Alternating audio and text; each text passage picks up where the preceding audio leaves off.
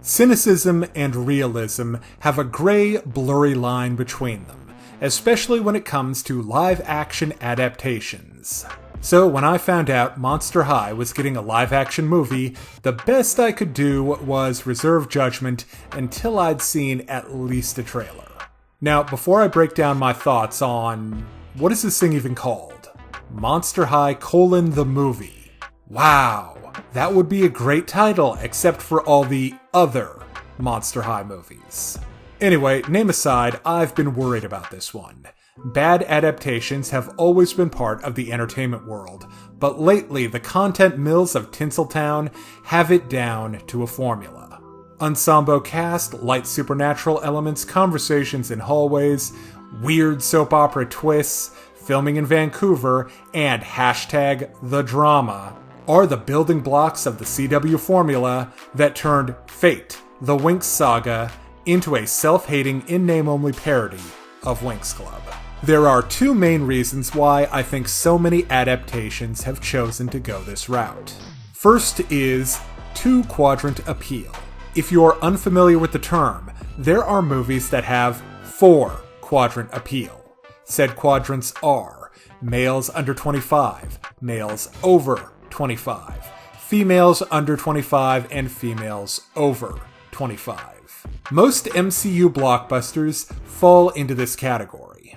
However, even lower budgeted movies and shows have at least 2 quadrants.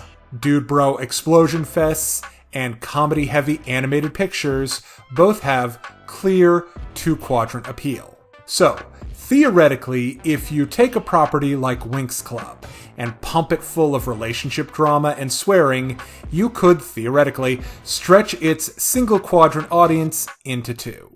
The other reason is, much like everything in the entertainment industry, it's all about the budget. Using some random Canadian city as a stand-in for Gotham, Metropolis, or New York, Photoshop, After Effects tier superpowers, and lots of dialogue, often but not always in a hallway, are tried and true methods of controlling cost. So, where does that leave Monster High the movie? I think there are 2 likely ways it could go. One is they try and stretch its 1-quadrant appeal into 2 by adding adult elements to the story. Or they stick to the core audience, spend less on the production overall, and hope for toy sales to make up the difference. Up until now, all we've had to go off of were a few vague tweets from the official Monster High Twitter, but now that they've revealed a trailer and started promoting the movie at VidCon, I'm happy to say that the second outcome seems the most likely. Let's break down the pros and the cons of the trailer, starting with the cons. Monster High the movie looks cheap.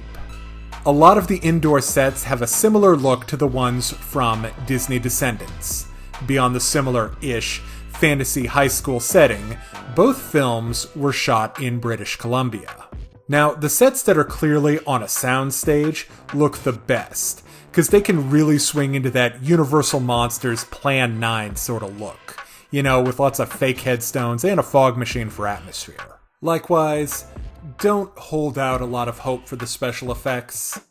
Just don't. Now, let's talk about the Party City level costumes.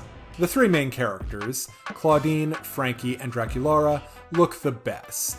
Claudine seems to have completed her metamorphosis from the cool one into a dorky theater kid, and Draculaura's hair is now two-toned, Cruella de Vil style, instead of black with pink streaks.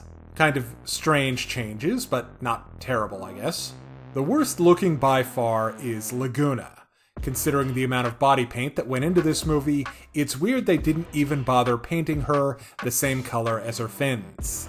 Finally, the plot seems to involve some kind of existential threat to the school that's somehow related to humans.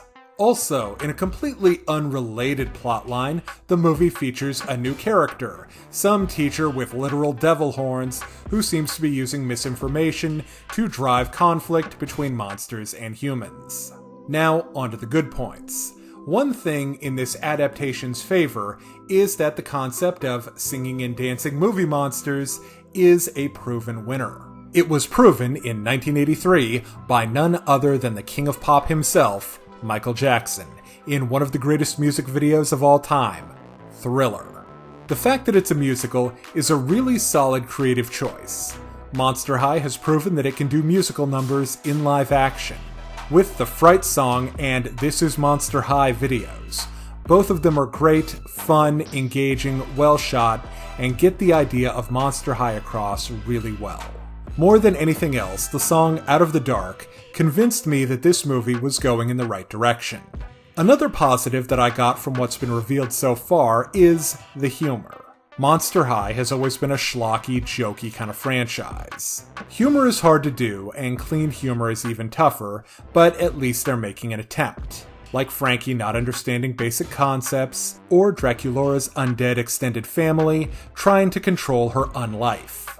Finally, we've got a fun new concept to play with. Monster High, as in the building itself, is alive. That's a neat idea, and I hope they do something with it. But visually speaking, I feel like they owe Visipop an art design credit. Earlier, I compared this movie to a Party City ad, and that's more a backhanded compliment than an insult. I would much rather have Monster High the movie come off like a 90-minute musical ad for a Halloween wholesaler that nails the ridiculous fun part of everyone's favorite spooky holiday, then a joyless melodrama with light supernatural elements. Anyway, I have my fingers crossed and we'll all find out how good or bad the final product is when Monster High: the movie premieres this October. Now, if you're interested in supporting my work outside of YouTube, check out Sorcerous, a dark fantasy mystery RPG available right now on Steam. Follow the link in the description to watch the trailer. And if you'd like to see more reviews of anime, comics, TV shows, or video games, check out my channel right here on YouTube. Hey kids, today's show is brought to you by the letter 4 and the number potato! I'm a stupid private.